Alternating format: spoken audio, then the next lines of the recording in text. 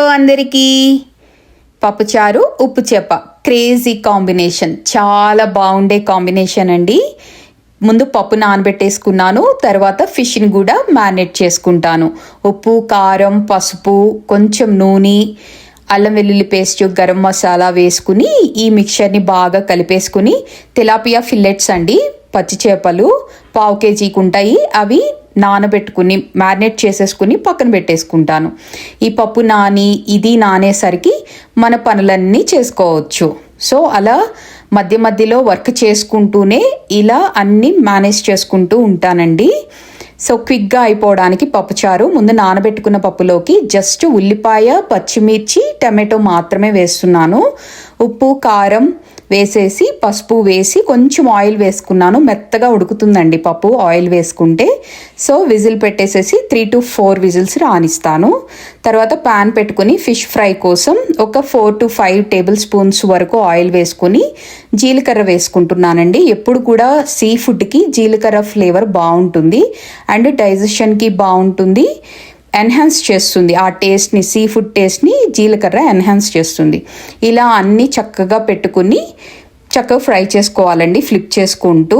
ఈ రోజుల్లో చాలా వరకు వర్క్ చేసుకుంటూనే లేడీస్ ఇంట్లో పనులు కూడా చక్కబెట్టుకుంటూ పిల్లల్ని చూసుకుంటూ చాలా వరకు ఉన్నామండి.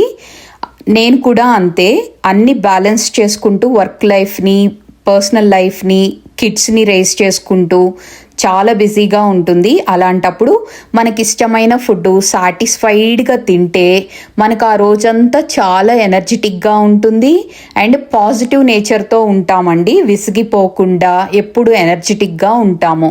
మనకు నచ్చిన ఫుడ్ కొంచెం టైం స్పెండ్ చేసుకుని చక్కగా చేసుకుని తినాలి. ఇలా ఫిష్ అంతా ఫ్రై అయిన తర్వాత దాని మీద కొంచెం కారం స్ప్రింకిల్ చేసుకుని, పచ్చిమిర్చి ముక్కలు వేసుకుని, కరివేపాకు, కొత్తిమీర వేసుకుని ఫ్రై చేసుకుంటే చాలా యమ్మీగా ఉంటుందండి. ట్రై చేయండి. ఇప్పుడు పప్పుచారు కోసం పప్పు అంతా ఉడికిందండి. దీన్ని కొంచెం స్మాష్ చేసుకుంటున్నట్టుగా కలియబెట్టుకుని దీనిలో 1 స్పూన్ చింతపండు పేస్ట్ వేసుకున్నాను.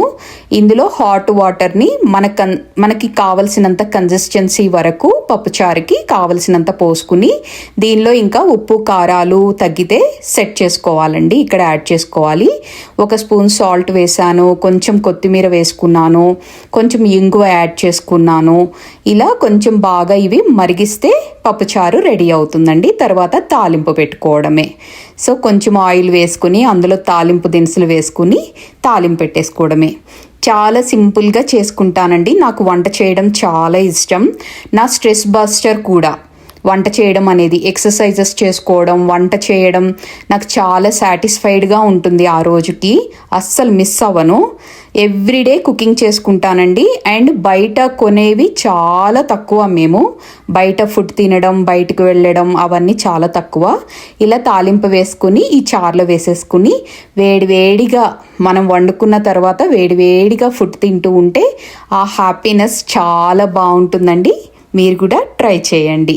ఎలా వచ్చిందో నాకు కామెంట్స్లో చెప్పండి.